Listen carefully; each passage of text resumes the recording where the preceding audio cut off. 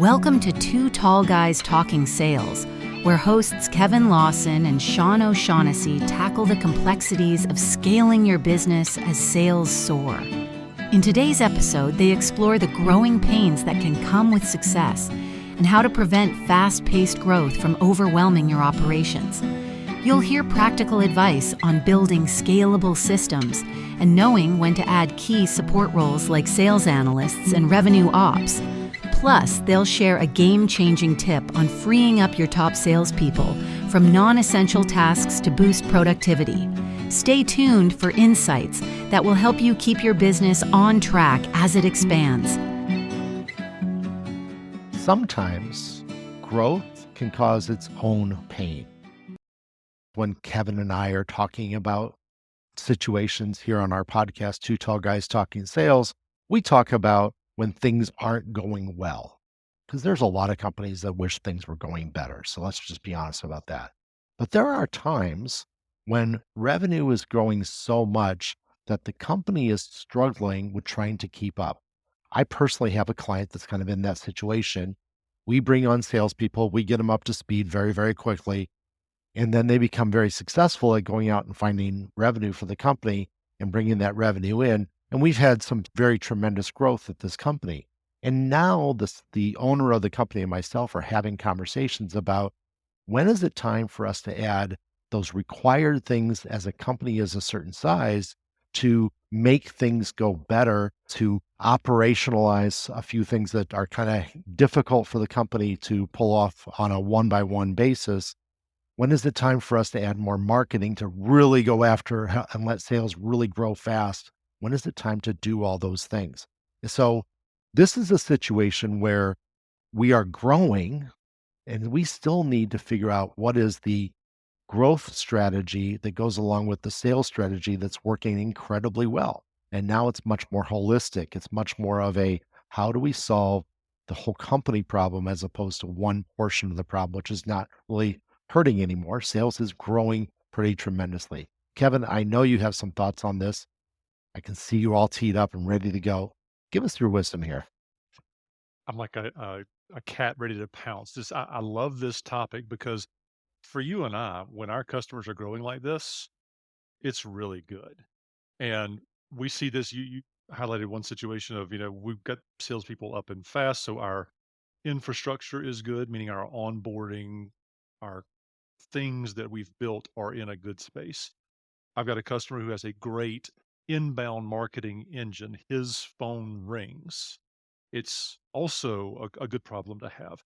And what we're doing and what you and I are talking about is, okay, well, since these things are already happening well, whether the phone's ringing or people are going out and driving net new sales, the challenge becomes, what does the strategy need to evolve to? We can talk about things like, well, let's get to 100 orders processed day or 100 widgets or 100 processes sold or 100 units of whatever the 100 is for you, whether it's 100, 100,000 or 100 million of anything. Growth is a cash event. Growth is a change event. When you 2x, 3x, 1.5x a business in sales, you often break things. Now, it's not intentional breaking. It's, wow, that person can no longer handle 100 inbound calls today, or your project manager can't handle 40 projects actively. They need 20 to do their job well. So that means you need to add a person. So we're thinking about, when do you add a person to the sales and ops team? Another example could be, hey, when do you hire into your sales team a sales analyst, a rev ops or rev rec kind of person to do nothing but contract management?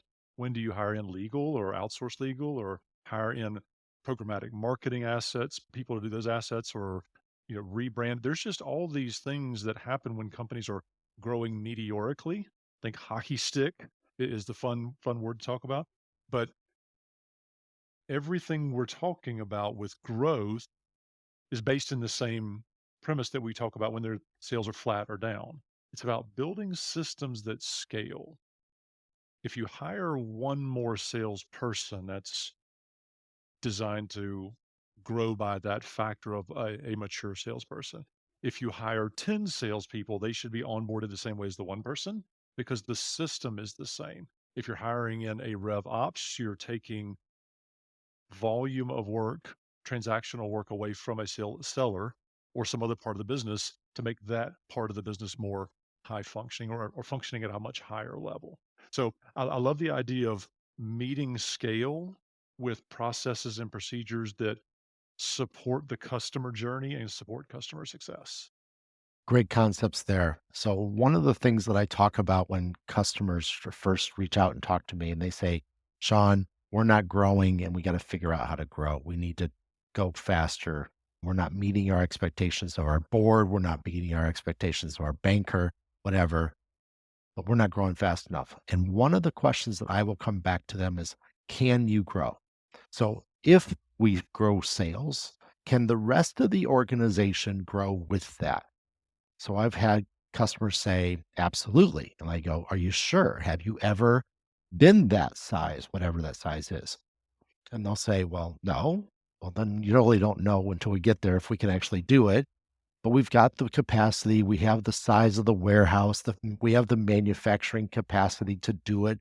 We can turn the machines on faster, we can work longer hours, whatever the case may be.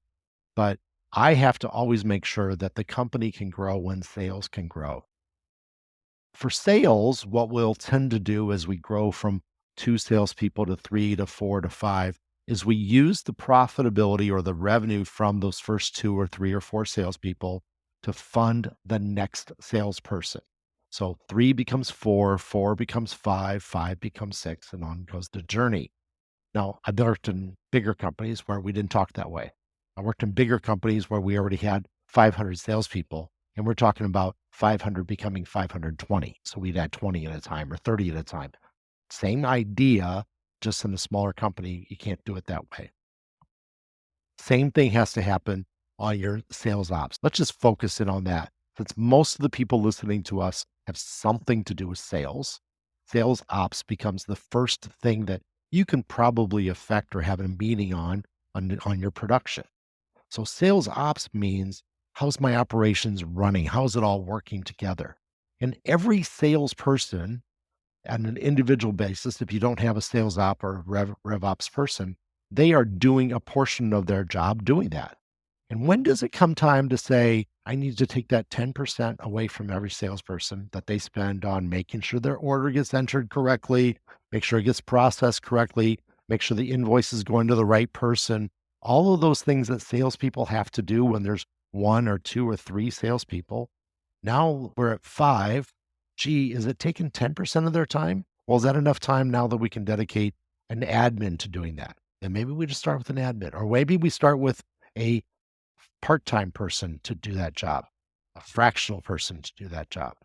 So we start talking about that. So start thinking about what can you alleviate from some workers to combine together to create the beginnings of a new job and funding that new job so you can free up time from other people that are doing good work and apply that to a resource for the entire company. And what other great things can happen when you start to combine those and do a best practices in that job?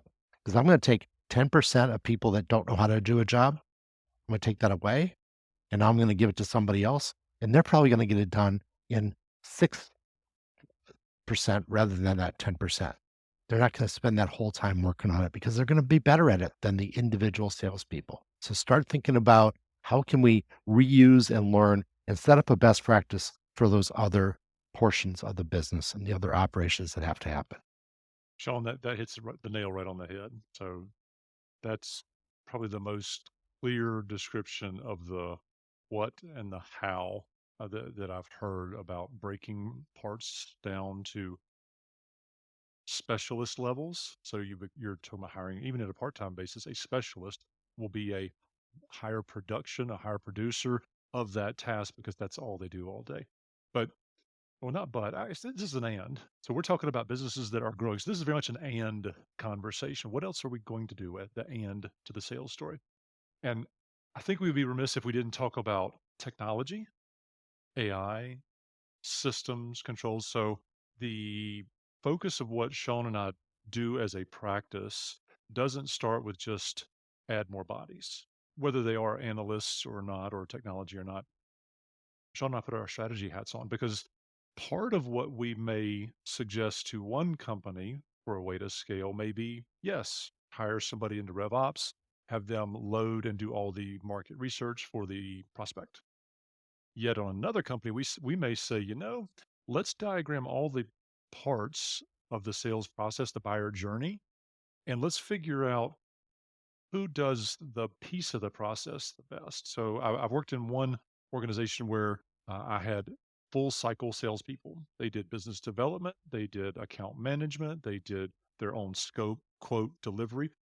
Very high functioning. That model worked really well inside that company. They had about 10 sellers. I worked in another company where I was leading a team of about 10 people, and we broke it differently because that market segment, our strategy and go to markets principles there, man, we really needed a lot of effort on business development, and we need a lot of specialized skills to create and deliver the scope and subject matter experts to come in and confirm that scope. And then there was the legal side of that. So in two similar sized companies, different industries may require your strategy to be different. One, you add Rev Rec and Rev Ops. One, you actually break the sales process and you say, we're not going to have full sales cycle people because, maybe Kevin and Sean are great at business development, but we may stink at writing scope.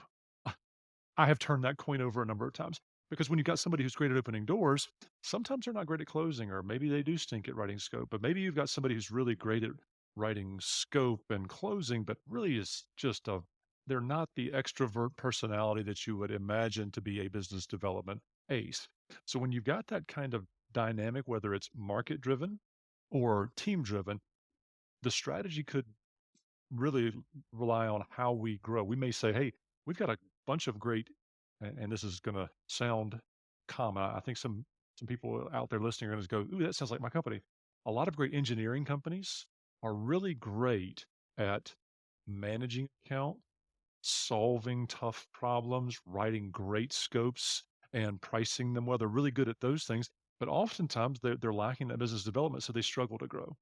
But we opened up this discussion by talking about businesses that are really growing fast. So, those same engineering companies where they find a strategic or key account that they grow into and sell across. Let's imagine a really big CPG brand where there's hundreds of plants across the world and they sell that one solution for the manufacturing floor that really modernizes or weaponizes that CPG to be able to do much bigger, faster projects.